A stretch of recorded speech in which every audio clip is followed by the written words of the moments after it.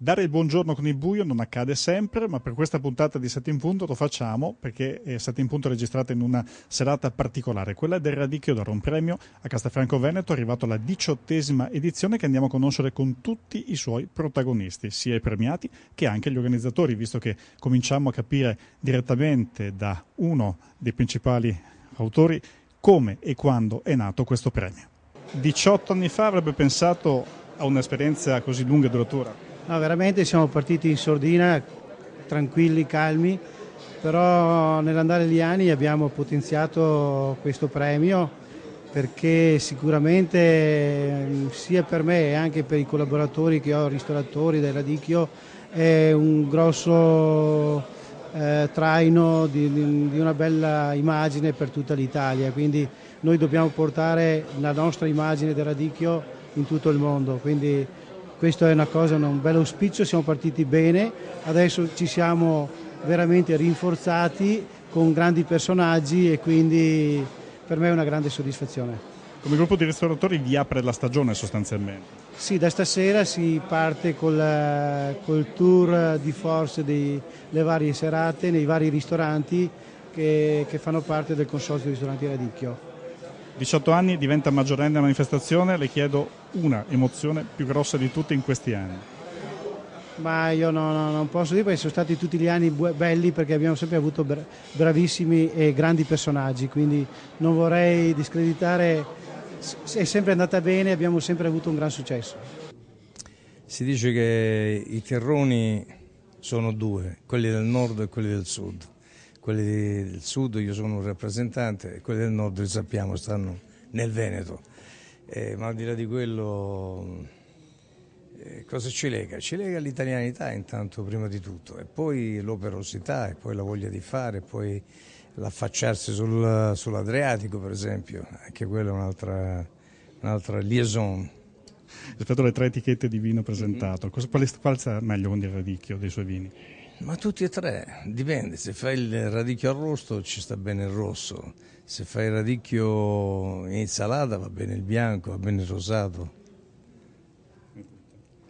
Questo è un bel radicchio di quello grigliato alla fine del mondo e con un bel bicchiere di rosso, fa bene alla salute, al sangue. Ma si mangia anche in Puglia appunto il Radicchio spesso? Purtroppo poco, mi piacerebbe che ce ne fosse di più, la specialità nasce qui ed è limitata qui. Anzi, io vorrei, siccome mi piace molto, l'ho scoperto la prima volta nei miei primi anni a Milano, sentivo radicchio, ma che cavolo è sto radicchio, un pezzo di legno, ho scoperto che era una bellissima e fantastica insalata, una pianta, un fiore come lo chiamate voi, e a quel fiore sono legato da molti anni. Lei è più forchetta o più sommelier? Beh, l'una si sposa con l'altra, quasi non fosse così. L'importante è che sia la forchetta che sia il sommelier siano ingredienti che fanno bene alla tua salute, al tuo vivere.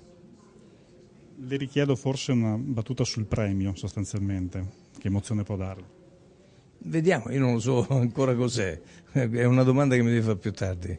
Ok? A dopo. A cose fatte. Sulle note dell'eccellenza un nuovo premio che spero gradito. Graditissimo, un premio che ricevo per la trevigianità. Sono innamorato dell'Italia e degli italiani e credo che poi la trevigianità sia un valore aggiunto. Siamo italiani ma siamo anche trevigiani e questo premio vuole significare un forte attaccamento alle nostre tradizioni che sono belle e importanti. Tra queste c'è la cultura del lavoro anche. Assolutamente, io credo che i nostri imprenditori siano persone, come dicevo poc'anzi, che hanno cuore, coraggio e voglia di far bene. Io credo per questo motivo, con le nostre tradizioni naturalmente, che anche la cultura e il patrimonio culturale che abbiamo, la lirica in primis, scusate se sono di parte, credo che ce la faremo, l'Italia ce la farà. Quante rinunce chiede il successo? Il successo chiede tante rinunce, perché è una carriera, una vita gaia e terribile, come diceva il buon Puccini.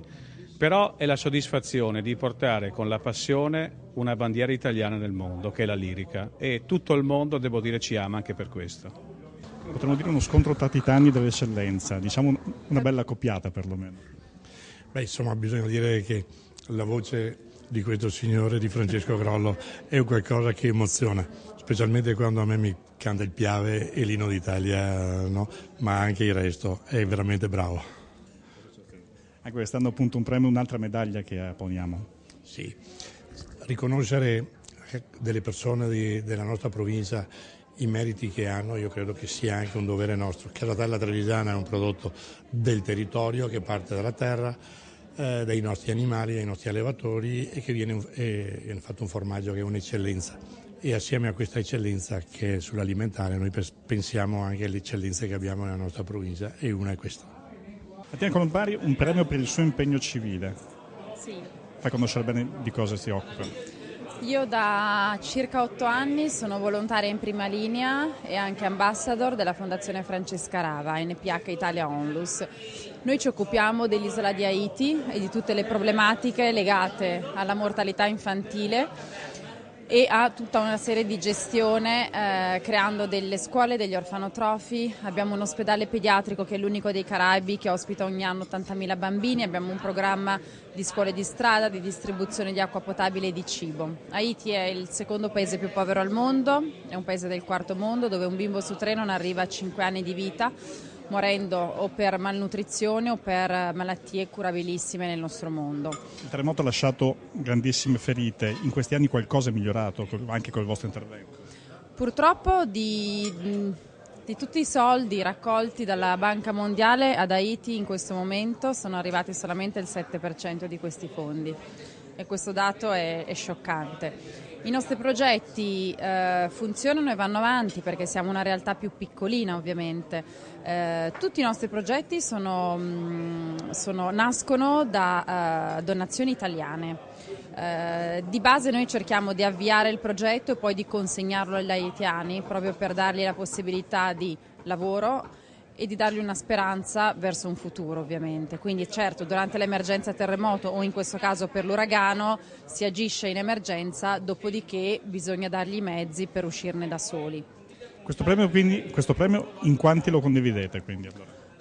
Siamo tantissimi, devo dire che il lavoro del volontario è meraviglioso.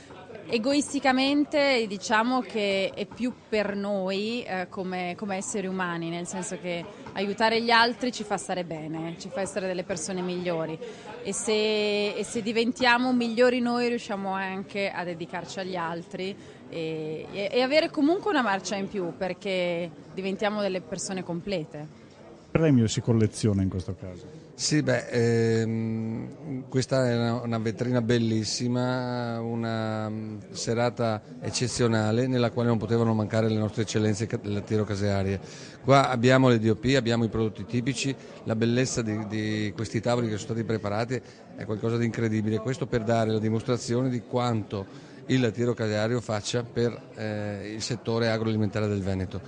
Io credo che sia imprescindibile pensare a una manifestazione senza le nostre DOP, senza le nostre eccellenze, perché effettivamente dove andiamo fanno sempre la loro figura, ma soprattutto per il gusto, per l'immagine, per quello che sappiamo dare come Veneto per l'agroalimentare appunto.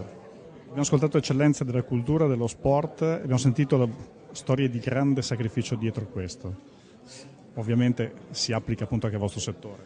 Sicuramente, soprattutto in questo periodo, voi lo sapete benissimo quanto le aziende stiano soffrendo il momento del post quote. Adesso sembra una leggera ripresa, ma speriamo che effettivamente il consumatore capisca lo sforzo che facciamo noi produttori tutte le mattine, tutte le giornate e soprattutto venga trasmesso nello scegliere il prodotto veneto, perché effettivamente dove andiamo i nostri prodotti fanno la differenza. L'importante è che il consumatore lo capisca, non solamente bontà ma anche sicurezza alimentare. Il 60% delle nostre produzioni vengono trasformate dalle cooperative, 68% in DOP, 92% in totale formaggi di pregio, questo per dire che il trasformatore veneto cerca veramente la quasi totalità del confronto proprio sulla qualità delle nostre eccellenze lattiero-casearie. Chiedevo, dal consumatore al produttore, i produttori hanno capito l'importanza di fare squadra? Purtroppo questo è il nostro tallone d'Achille. la grande distribuzione è organizzata, i nostri trasformatori e i produttori non sono organizzati. Questa disorganizzazione crea parecchi problemi al settore della produzione. Un premio particolarmente apprezzato perché è legato all'eccellenza del food italiano, all'eccellenza della cultura, all'eccellenza del territorio, che poi nel nostro mestiere, nel settore del food and beverage italiano, è un tutt'uno. Non esiste l'alimentare italiano senza il territorio, senza la qualità, senza la cultura da raccontare, e forse questo premio più di altri lo sintetizza meglio di qualsiasi altra cosa. Anche perché dura nel tempo, è stato costruito un po' alla volta, e un po' anche il modo nostro di operare, in qualche modo. Un modo molto solido, devo dire, ripeto, facendo un po' analizzando un po' le analogie col nostro settore, il settore alimentare è un settore che si costruisce un po' per volta, e nessuno meglio della Regione Veneto lo sa, perché è in questa regione che affondano le radici di una serie di eccellenze alimentari italiane. Però una volta consolidata la produzione, fiorisce il caso di dire in giro per il mondo, come sta facendo mai come prima il nostro Made in Italy alimentare. Non sempre il successo percepito è pari alle cifre che voi direttamente dovete verificare ogni volta. Che momento stiamo vivendo? Stiamo vivendo un momento che sul mercato interno non è dei più felici. C'è un calo significativo del potere d'acquisto che si riflette anche negli acquisti alimentari e quindi delle eccellenze alimentari che produciamo. C'è però un momento di contro particolarmente favorevole sui mercati globali, dove il Made in Italy alimentare, le eccellenze venete mai come ora si vendono, senza eccezione di alcuna area del mondo. Ecco, ci fa capire con la Brexit, per esempio, per capire uno degli effetti che stanno accadendo in questo momento, come cambia anche le vostre... Brexit? Sì. Ma la Brexit inizialmente è stato paventato come un evento estremamente negativo. In realtà l'unica cosa che ci preoccupava era una riduzione del potere d'acquisto del cittadino inglese, che normalmente comprava le eccellenze alimentari italiane. In realtà, alla luce della stabilizzazione della sterlina e di come sta andando in questo paese, devo dire non ci aspettiamo conseguenze particolarmente negative, non ci aspettiamo ostacoli al libero scambio, quindi complessivamente per il settore alimentare italiano non sarà un evento particolarmente preoccupante. Ultima cosa sul mercato interno di cui accennava già prima, non è un gran momento. Non è un gran momento, negli ultimi 7 anni di crisi si sono persi in media 12 punti percentuali di acquisto alimentare, cioè le famiglie italiane comprano il 12% in meno, e cosa ancora più grave, quelli che hanno minore capacità di spesa comprano meno carne. A proposito di Veneto, è una delle aree dove si produce la migliore carne in Italia, meno pesce, meno frutta e verdura, quindi la riduzione della capacità di acquisto si identifica con un peggioramento della spesa alimentare e quindi dello stato di benessere e di salute, quindi ci auguriamo che presto ritorni una capacità di acquisto più forte. Marco Rona, il radicchio, un'espressione del nord-est, si può dire, un marchio anche questo? Una delle tante cose, una delle più prestigiose di questa terra molto, molto, molto laboriosa, intelligente, che crea dei prodotti veramente invidiabili. L'Italia, il nord-est anche, potrebbe vivere senza più fare niente, solo di prodotti della terra, l'arte e i paesaggi. E invece siamo qui che chiediamo scusa e chiediamo pietà all'Europa. Noi si potrebbe vivere, e questo di rendita, e questo il radicchio è uno delle bandiere di questa tradizione, di questa cultura, di questa capacità. Questo chiedere all'Europa non le piace tanto? No, perché l'Italia, che diciamocelo chiaro, è una nazione anche fortunata, il territorio, i paesaggi, l'arte e i cibi. Dovrebbe venire l'Europa a dire: per favore dateci un po' di radicchio. No, torna domani. Invece siamo servi, negletti. Siamo succubi di questa Europa che ha la metà di quello che abbiamo noi. E questo dispiace.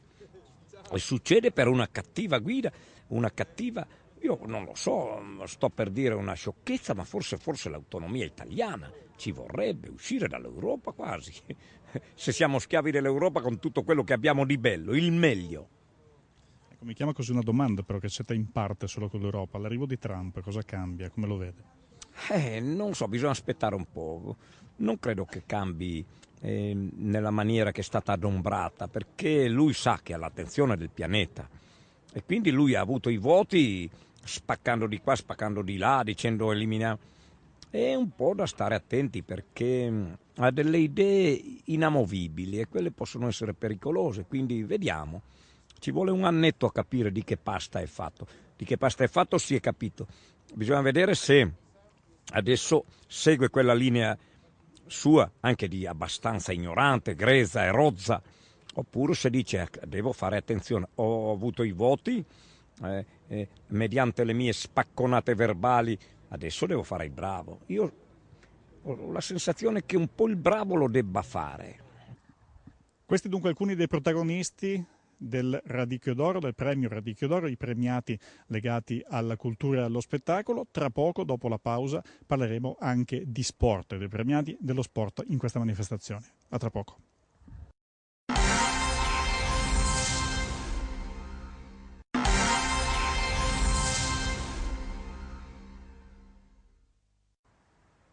Ancora buona giornata, seconda parte di questa puntata particolare di 7 in punto, registrata integralmente in esterna a Castelfranco Veneto per il premio Radicchio d'Oro. Come detto poco fa, parliamo ora di sport, un protagonista premiato oltretutto per i suoi grandi successi con l'Albania nel calcio, lui è commissario tecnico, ma è di Sarmede, in provincia di Treviso. Parliamo di Gianni De Biasi.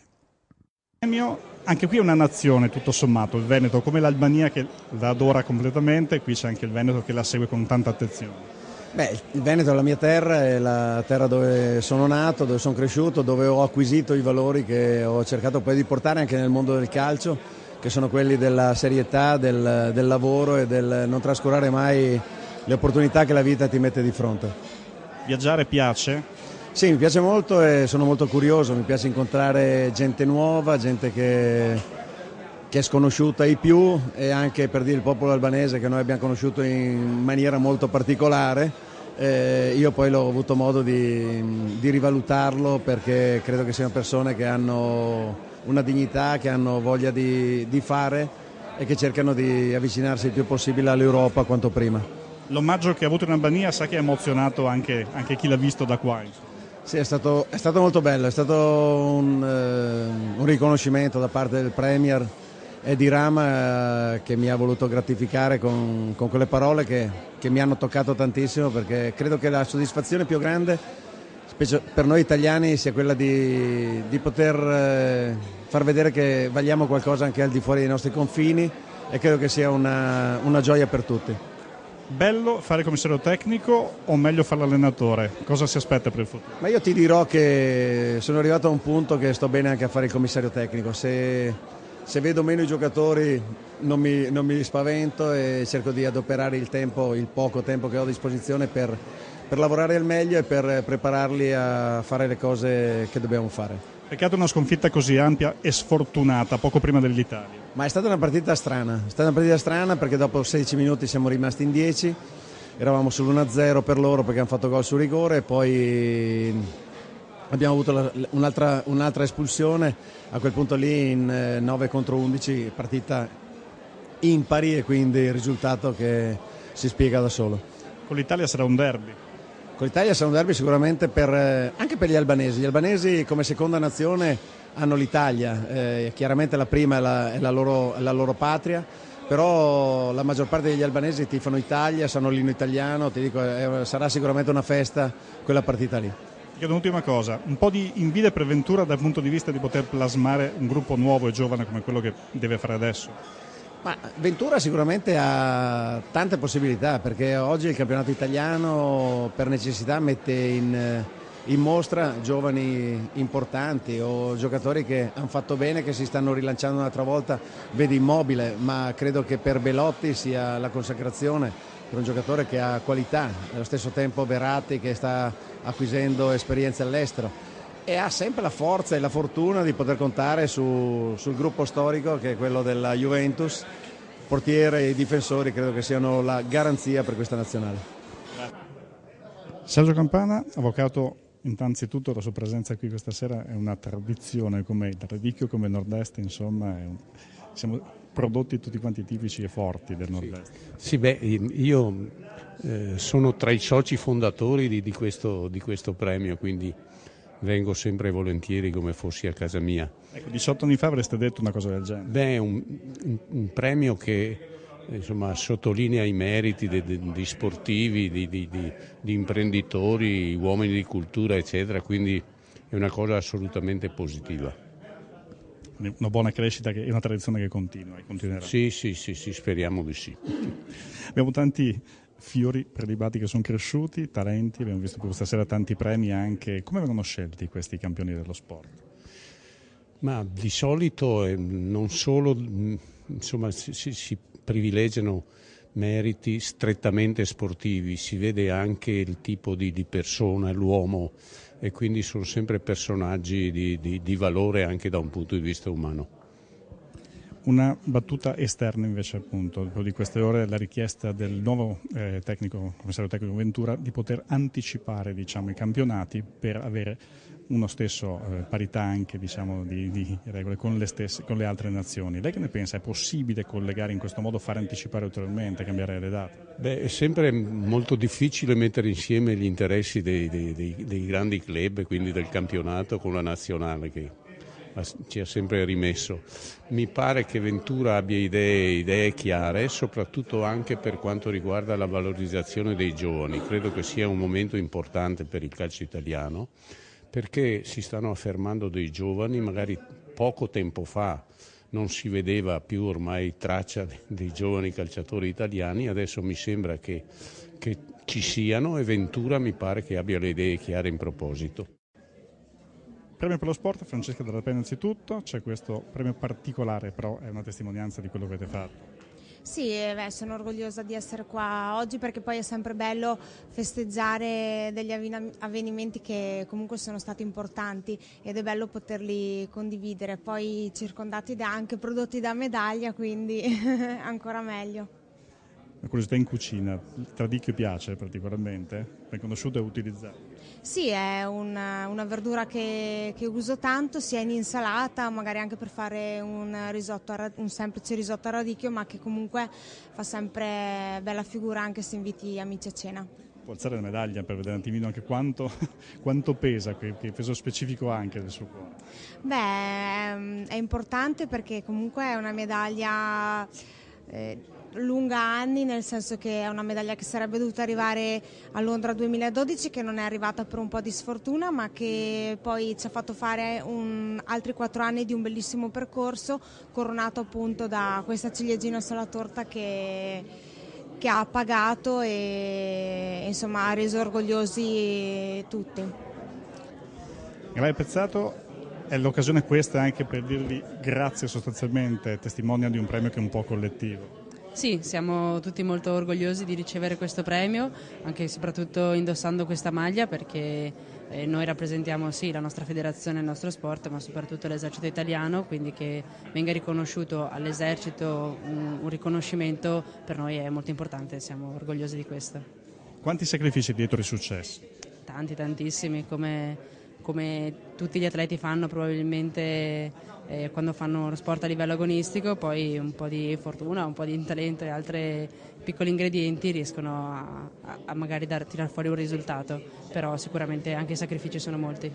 Quante rinunce però dietro tutto questo? Sì, però credo anche che se una persona è in grado di organizzarsi, se è magari aiutata da una buona società o da una buona famiglia, non siano poi così tante le rinunce da dover fare.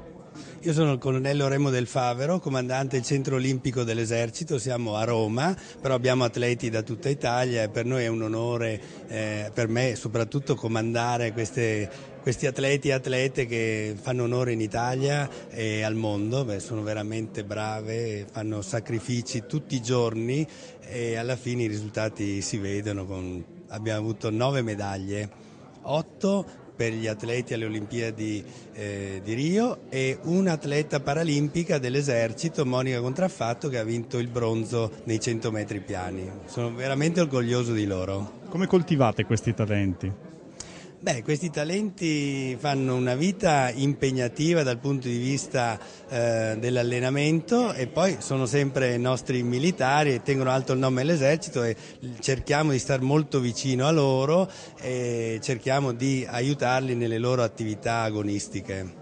Una curiosità, devono avere delle qualità particolari oltre chiaramente a essere campioni della loro specialità? Ma devono essere molto maturi, perché se hanno la maturità riescono anche a fare risultati, perché una vita di rinunce è molto dura, quella dell'atleta.